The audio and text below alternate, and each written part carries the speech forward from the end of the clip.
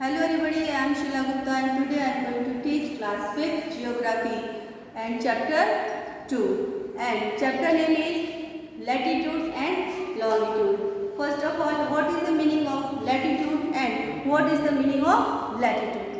लोग स्टूडेंट इसके previous chapters में आवर अर्थ में मैंने आप लोगों को पूरे चैप्टर्स को अच्छी तरह से एक्सप्लेन कर दिया है। अगर अभी तक आप लोगों ने वो वीडियोस नहीं देखे हैं तो आप लोग जाके वो वीडियोस देख लीजिए और जो भी प्रॉब्लम्स होगा उसको सॉल्व करिए, नहीं तो जब भी हम आपसे मिलेंगे हम आपकी प्रॉब्लम सॉल्व कर देंगे।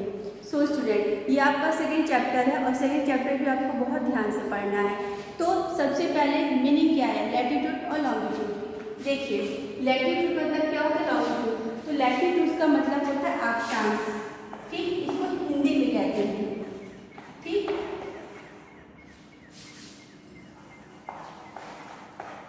अक्षांश, ठीक है। और लॉन्गिट्यूड क्या होता है, देशांतर।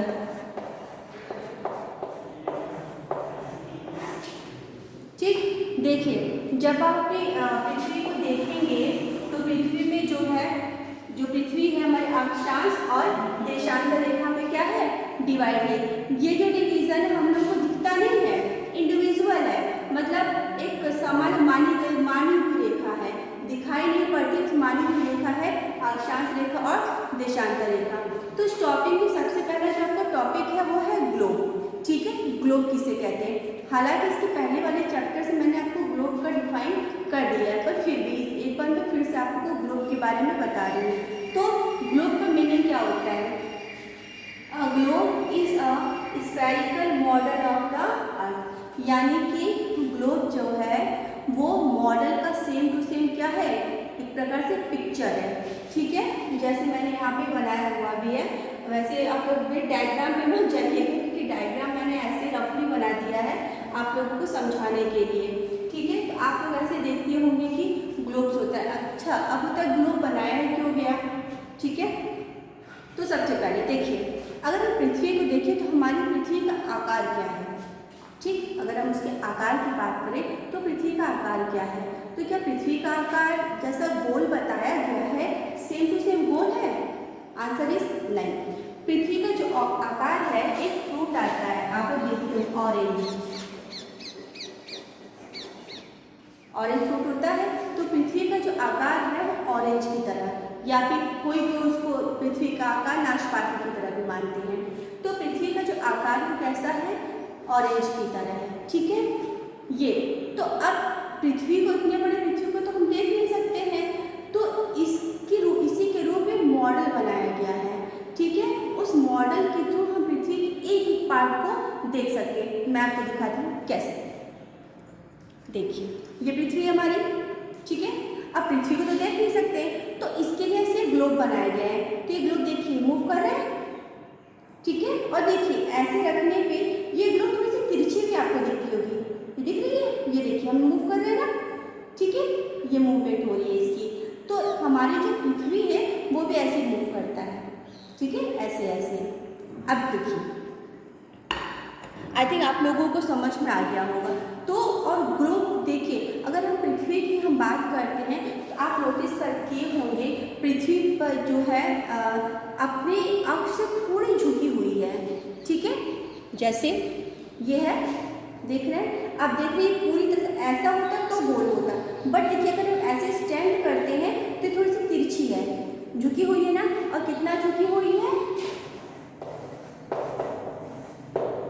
ठीक है, 23.5, 23.5 डिग्री वो पृथ्वी झुकी हुई। देखिए ये मॉडल है, देखिए पूरा अगर गोल होता कैसे होता, हल्के से झुकी हुई है, ये स्टैंड रख देंगे हम तो झुकी हुई है और मूव कर रहा है।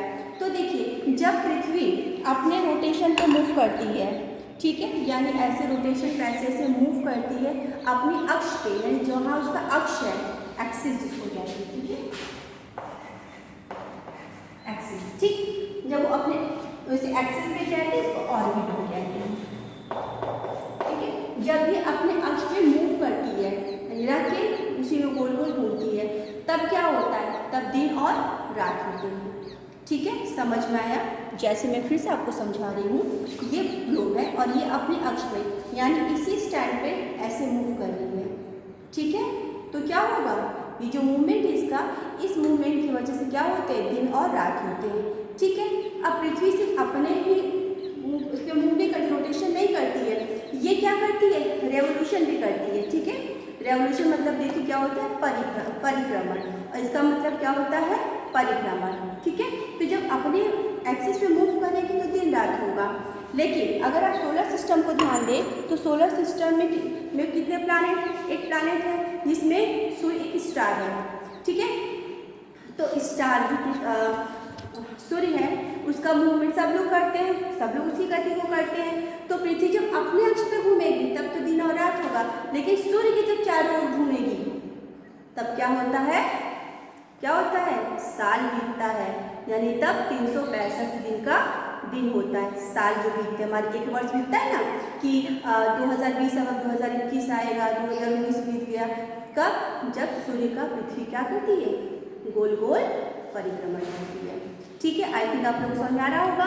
तो ये सारी जो हमें समझाने के लिए होता है वो किस पे होता है, कैसे हम समझते हैं, ग्लोब के माध्यम से समझते हैं। ठीक है, और एक चीज़ आप नोटिस करिएगा, देखिए अगर हम इस ग्लोब को दिखाएं आपको तो देखिए कहीं कहीं ब्लू नज़र आ रहा है, ये देखिए ब्लूज है, ब्लू कलर का। ठीक है, ये देखिए ये ब्लू क्या शो कर रहे हैं, ये ब्लू शो कर रहे हैं कि इतने जगहों पे पानी है। तो आपको पता है, मैंने प्रीवियस चैप्टर में भी आपको बताया है कि पूरी पृथ्वी पर 71% क्या है, वाटर है। ठीक है, और आपको ये जो दिख रहा है ना, ये ब्लू कलर, ये येलो कलर का, रेड, ये सब कलर का ना, ये देखिए ना, ये क्या है, लैंड है, क्या है, और ये लैंड कितना है, सिर्फ 29%। ठीक है, लैंड क्या है, 29%। अब इस 29% के लैंड पे इसमें आपको माउंटेन भी मिलेंगे, इसको आपको प्लेटूज भी मिलेंगे। ठीक है, ये सारी चीज़ें आपको इसमें मिलेंगी।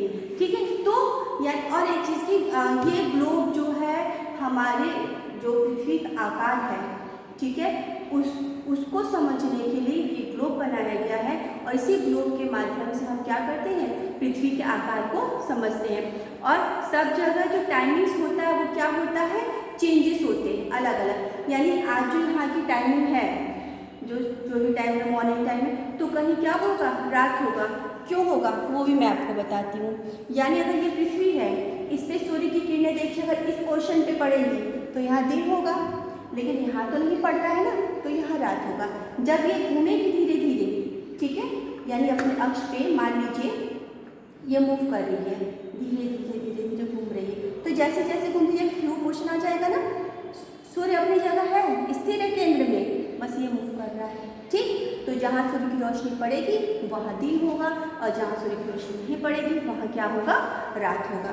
तो स्टूडेंट्स, आई थिंक आप लोगों को ग्लोब का भी समझ में आ गया होगा, ग्लोब क्यों बना है, किस चीज़ के लिए बना है, सब समझ में आ गया। पृथ्वी को समझने के लिए ग्लोब बना है। तो स्टूडेंट्स, आज के लिए बस इतना ही, कल फिर आपको नए टॉपिक के साथ मिलेंगे। Thank you for watching.